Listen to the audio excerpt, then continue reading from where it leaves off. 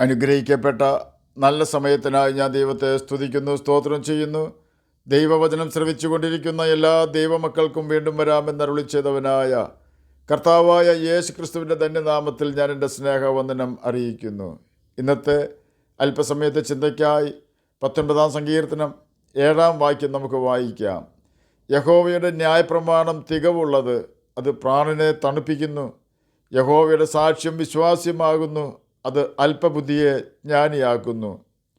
അനുഗ്രഹിക്കപ്പെട്ട ഒരു വേദവാക്യമാണ് നാം ഇപ്പോൾ കേട്ടത്. ദൈവത്തെയും അവൻ്റെ അനുഗ്രഹങ്ങളെയും സ്വഭാവത്തെയും പാപത്തോടുള്ള ദൈവത്തിൻ്റെ സമീപനത്തെയും ബൈബിളിൽ ദൈവം വെളിപ്പെടുത്തിയിട്ടുണ്ട്. മറ്റെല്ലാ ശക്തികളും നിഗൂഢമായിരിക്കുമ്പോൾ ദൈവം തന്നെക്കുറിച്ചുള്ളതെല്ലാം മനുഷ്യവർഗത്തോട് ബൈബിളിൽ കൂടി വെളിപ്പെടുത്തിയിരിക്കുന്നു.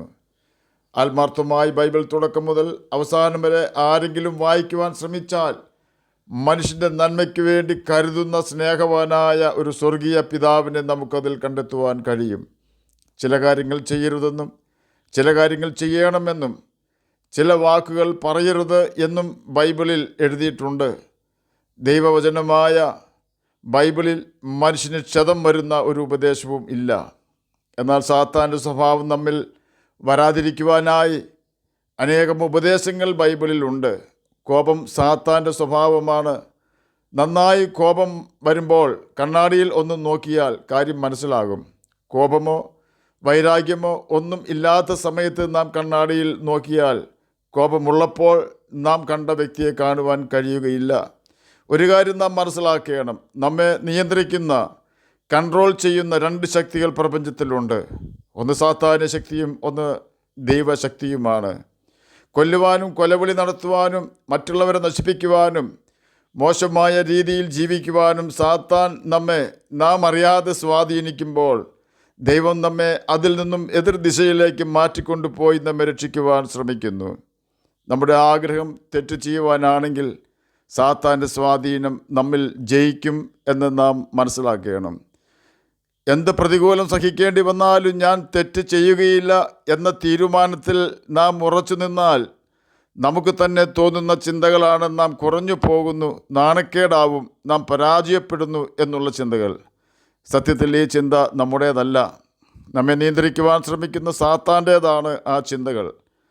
നാം ആ ചിന്തയെ അതിജീവിച്ച് തെറ്റുകൾ ചെയ്യില്ല എന്ന് ഉറച്ച് തീരുമാനിച്ചാൽ നമ്മളുള്ള സാത്താൻ്റെ സ്വാധീനം നഷ്ടമാവുകയും നമ്മെ കൺട്രോൾ ചെയ്യുവാൻ ദൈവം തുടങ്ങുകയും ചെയ്യുന്നു.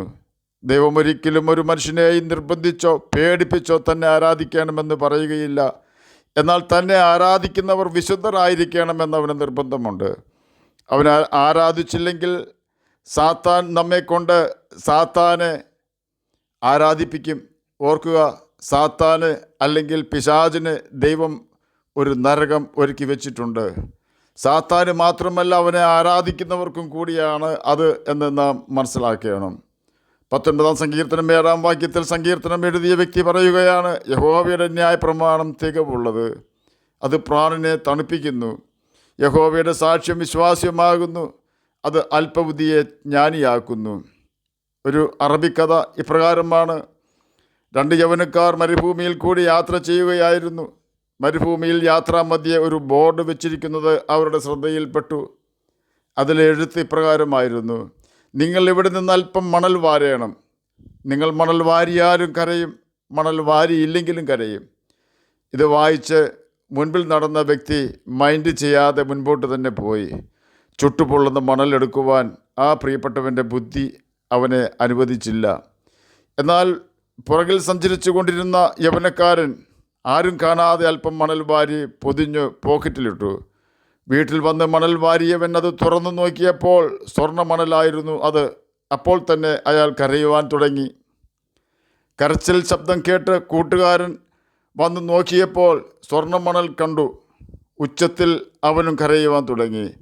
ഒന്നാമത്തവൻ കരഞ്ഞത് അല്പമല്ലേ വാരിയുള്ളൂ, കുറച്ചുകൂടി വാരാമായിരുന്നല്ലോ എന്ന് ഓർത്താണെങ്കിൽ രണ്ടാമത്തവൻ കരഞ്ഞത് അല്പമെങ്കിലും വാരിയില്ലല്ലോ എന്ന് ഓർത്താണ്. ഇന്ന് ബൈബിൾ വായിക്കുന്നത് മണ്ടത്തരമാണെന്ന് നമുക്ക് തോന്നിയാലും കുഴപ്പമില്ല. ഞാൻ ബൈബിൾ വായിക്കുമെന്ന് തീരുമാനിച്ച് വായന തുടങ്ങിയാൽ ഏതെല്ലാം തെറ്റുകളാണ് നാം ചെയ്യുന്നതെന്ന് ബൈബിൾ നമുക്ക് കാണിച്ചു തരും നിശ്ചയം. ഇന്ന് നാം നമ്മെ തന്നെ തിരുത്തുവാൻ തയ്യാറായാൽ ഈ ഭൂമിയിൽ തന്നെ സമാധാനത്തോടെ നമുക്ക് ജീവിക്കുവാൻ കഴിയും. മരണത്തിന് ശേഷം സ്വർഗത്തിൽ പ്രവേശിക്കുവാനും കഴിയും. എന്നാൽ ഇന്ന് നാം നമ്മെ തിരുത്തുവാൻ തയ്യാറായില്ല എങ്കിൽ ഈ ഭൂമിയിൽ തന്നെ നാം പ്രതികൂലത്തിൽ ആകുവാനും മരണശേഷം നിത്യ നരകത്തിൽ വീഴുവാനും സാധ്യതയുണ്ട്. നരകമെന്നും സ്വർഗമെന്നും പറയുമ്പോൾ നമുക്ക് ശരിയായി മനസ്സിലാക്കുവാൻ ചിലപ്പോൾ സാധിക്കുകയില്ല.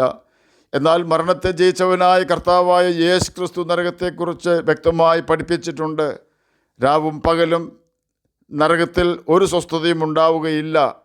നരകത്തിലെ പുഴു ചാകാത്തതും തീ കെടാത്തതും ആകുന്നു എന്നാണ് കർത്താവായ യേശു ക്രിസ്തു പഠിപ്പിച്ചത്.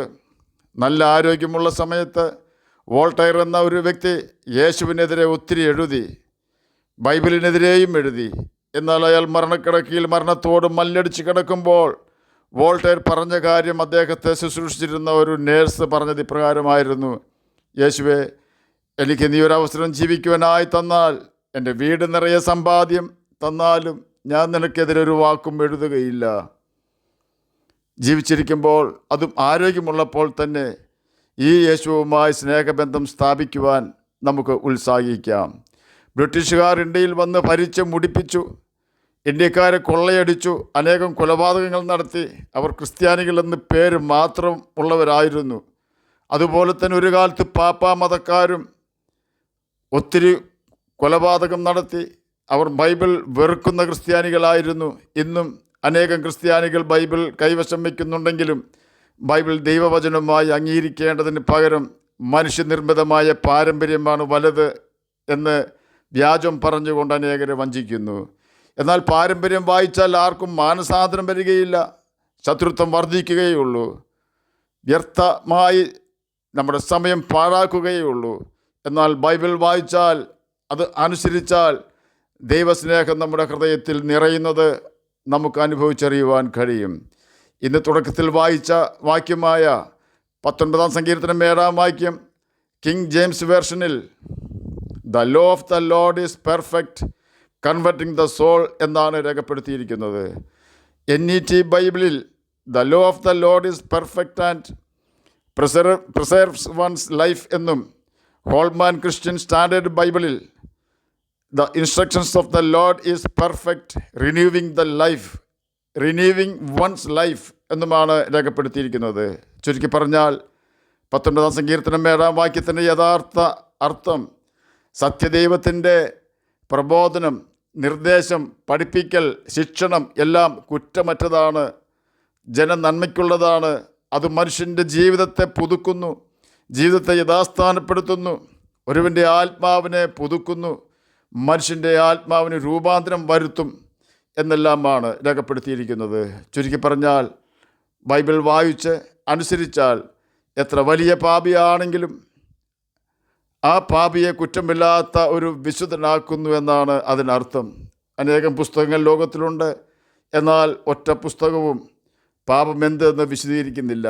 എന്നാൽ ബൈബിൾ പാപം എന്താണെന്നും അത് ചെയ്താലുള്ള ദോഷം എന്താണെന്നും ചെയ്യാതിരുന്നാലുള്ള അനുഗ്രഹം എന്താണെന്നും വ്യക്തമാക്കിയിരിക്കുന്നു. തന്നെയുമല്ല, പാപം ചെയ്യുന്ന ദേഹി മരിക്കുമെന്ന് ബൈബിൾ വ്യക്തമായി പഠിപ്പിക്കുന്നുണ്ട്. യേശുവിൻ്റെ രക്തം സകല പാപത്തിനും പരിഹാരം വരുത്തും. അതിനുവേണ്ടി നാം ഒന്ന് മാത്രം ചെയ്താൽ മതി. ദൈവമേ, നിന്നെ ഗ്രഹിക്കുവാൻ തക്ക ജ്ഞാനം എനിക്ക് തരയണമേ എന്ന രഹസ്യത്തിൽ പ്രാർത്ഥിച്ചാൽ മാത്രം മതിയാകും. കാരണം സ്വർഗസ്ഥനായ ദൈവത്തിന് നമ്മുടെ ഹൃദയത്തിൽ നിന്നുള്ള പ്രാർത്ഥനകൾ കേൾക്കുവാൻ കഴിയും. ഒരു പ്രത്യുപകാരവും അവൻ നമ്മിൽ നിന്നും ആവശ്യപ്പെടുകയില്ല. ആകയാൽ തേനിലും തേൻകട്ടയിലും മധുരമുള്ളതും നമ്മുടെ ആത്മാവിനെ രൂപാന്തരപ്പെടുത്തി സ്വർഗരാജ്യ പ്രവേശനം സാധ്യമാക്കി തരുന്നതുമായ ദൈവത്തിൻ്റെ ന്യായപ്രമാണമായ ബൈബിൾ വായിക്കുവാനും അനുസരിക്കുവാനും ഇന്ന് തന്നെ നമുക്ക് തീരുമാനമെടുക്കാം. അപ്രകാരം കർത്താവിൻ്റെ കൽപ്പനകൾ അനുസരിച്ച് നമുക്ക് നിത്യജീവനാവകാശികളായി തീരാം. അതിന് കർത്താവ് നമ്മെ സഹായിക്കട്ടെ എന്ന് പ്രാർത്ഥിച്ചുകൊണ്ട് ഞാൻ എൻ്റെ വാക്കുകളിൽ നിന്ന് വിരമിക്കുന്നു. നമുക്ക് പ്രാർത്ഥിക്കാം. ഞങ്ങളെ സ്നേഹിക്കുന്ന സ്വർഗീയ പിതാവേ, നല്ല വചനത്തിനായി അങ്ങയെ സ്തുതിക്കുന്നു, സ്തോത്രം ചെയ്യുന്നു. എന്നെ കേൾക്കുന്ന ഏതെങ്കിലും പ്രിയപ്പെട്ടവർ അങ്ങയെ തിരിച്ചറിയാതിരിക്കുന്നുവെങ്കിൽ അങ്ങയെ തിരിച്ചറിയുവാൻ തക്ക കൃപ അവർക്ക് കൊടുക്കണമേ. രോഗത്താൽ ഭാരപ്പെടുന്നവർക്ക് രോഗസൗഖ്യം കൊടുക്കണമേ. സമാധാനമില്ലാത്തവർക്ക് സമാധാനം കൊടുക്കണമേ. നിത്യതയെക്കുറിച്ചുള്ള ദർശനം എല്ലാ പ്രിയപ്പെട്ടവർക്കും അങ്ങ് കൊടുത്ത് സഹായിക്കണമേ. അടിയനെയും സഹായിക്കണമേ. പ്രാർത്ഥന കേട്ടതിനായി സ്തോത്രം. യേശുവിൻ്റെ നാമത്തിൽ തന്നെ ആമേൻ. കർത്താവ് എല്ലാവരെയും അനുഗ്രഹിക്കട്ടെ. സ്തോത്രം.